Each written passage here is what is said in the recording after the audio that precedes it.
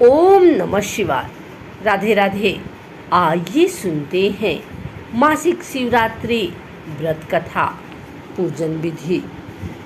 वैसे तो साल में एक बार महाशिवरात्रि का व्रत आता है और उसे बड़ी धूमधाम के साथ मनाया जाता है, लेकिन हिंदी कैलेंडर के अनुसार प्रत्येक माह के कृष्ण पक्ष की चतुर्दशी तिथि के दिन मासिक शिवरात्रि मनाई जाती है।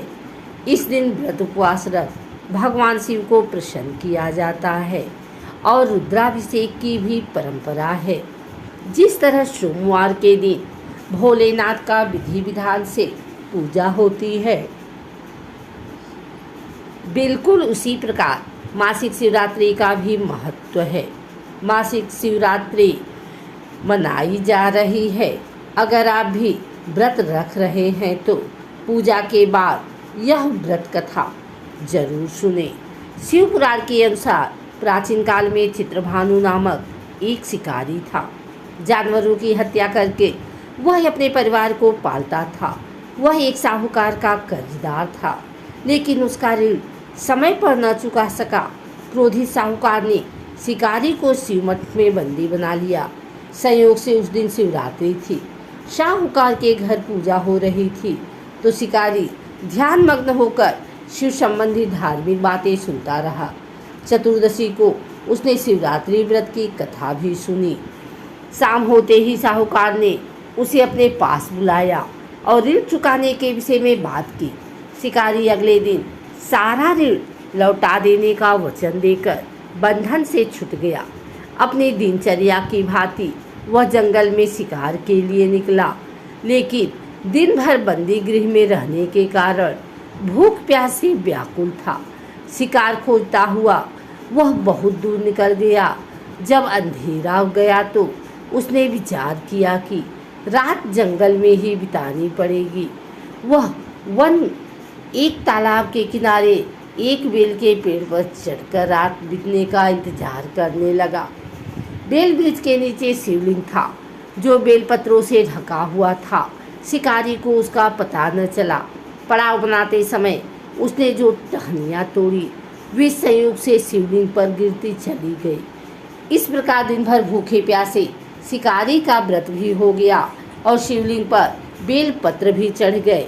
एक पहर रात्रि बीत जाने पर एक गर्भणी हिरनी तालाब पर पानी पीने पहुंची। शिकारी ने धनुष पर तीर चढ़ाकर ज्यों ही प्रत्यंचा खींची। हिरनी बोली, मैं गर्भणी हूँ और शीघ्र ही प्रसव करूँगी। तुम एक साथ दो जीवों की हत्या करोगे, जो ठीक नहीं है। मैं बच्चे को जन्म देकर शीघ्र ही तुम्हारे समक्ष प्रस्तुत हो जाऊँगी, तब मार लेना। शिकारी ने प्रत्यंचा ढीली कर दी और हिरनी जंगली झाड़ियों में लुप्त हो गई। प्रत्यंचा चढ़ाने तथा ढीली करने के वक्त कुछ बेलपत्र अनायास ही टूटकर शिवलिंग पर गिर गए।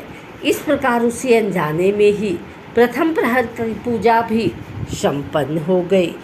कुछ ही देर बाद एक और हिरनी उधर से निकली। शिकारी की प्रसन्नता का ठिकाना न रहा। समीप आने पर उसने धनुष पर बाण चढ़ाया। तब उसे देख हिरनी ने विनम्रतापूर्वक निवेदन किया, हे शिकारी, मैं थोड़ी देर पहले ऋतु से निवृत्त हुई हूँ। कामातुर विरहिणी हूँ। अपने प्रिय की खोज में भटक रही हूँ। मैं अपने पति से मिलकर शीघ्र ही तुम्हारे पास आ जाऊँगी। शिकारी ने उसे भी जाने दिया। 2 बार शिकार को खोकर उसका माथा ठनका। वह चिंता में पड़ गया। रात्रि का आखिरी पहर बीत रहा था। इस बार भी धनुष से लगकर कुछ बेलपत्र शिवलिंग पर जा गिरे तथा दूसरे प्रहर का पूजन भी संपन्न हो गए। तभी एक अन्य हिरनी अपने बच्चे के साथ उधर से निकली। शिकारी के लिए यह स्वर्णिम अवसर था। उसने धनुष पर तीर चढ़ाने में देर नहीं लगाई। वह तीर छोड़ने ही वाला था कि हिरनी बोली, हे शिकारी, मैं इन बच्चों को इनके पिता के हवाले करके लौट आऊँगी। इस समय मुझे मत मारो। शिकारी हंसा और बोला, सामने आए शिकार को छोड़ दूं? मैं ऐसा मूर्ख नहीं। इससे पहले मैं 2 बार अपना शिकार खो चुका हूँ। मेरे बच्चे भूख प्यास से व्यग्र हो रहे होंगे। उत्तर में हिरनी ने फिर कहा, जैसे तुम्हें अपने बच्चों की ममता सता रही है। ठीक वैसे ही मुझे भी। हे शिकारी, मेरा विश्वास करो, मैं इन्हें इनके पिता के पास छोड़कर तुरंत लौटने की प्रतिज्ञा करती हूँ।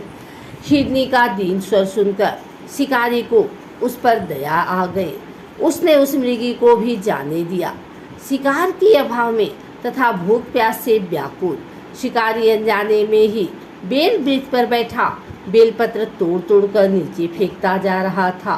पाँव फटने को हुई तो एक हृष्ट पुष्ट मृग उसी रास्ते पर आया। शिकारी ने सोच लिया कि इसका शिकार वह अवश्य करेगा। शिकारी की तनी प्रत्यंचा देख मृग विनीत स्वर में बोला, हे शिकारी, यदि तुमने मुझसे पूर्व आने वाली 3 मृगियों तथा छोटे छोटे बच्चों को मार डाला है तो मुझे भी मारने में विलम्ब न करो, ताकि मुझे अपने वियोग में एक क्षण भी दुख न सहना पड़े। मैं उन हिरनियों का पति हूँ। यदि तुमने उन्हें जीवन दान दिया है तो मुझे भी कुछ क्षण का जीवन देने की कृपा करो। मैं उनसे मिलकर तुम्हारे समक्ष उपस्थित हो जाऊंगा।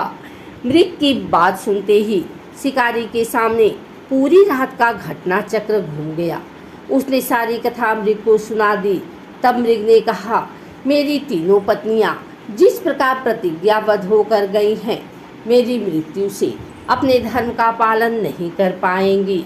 अतः जैसे तुमने उन्हें विश्वास पात्र मानकर छोड़ा है, वैसे ही मुझे भी जाने दो।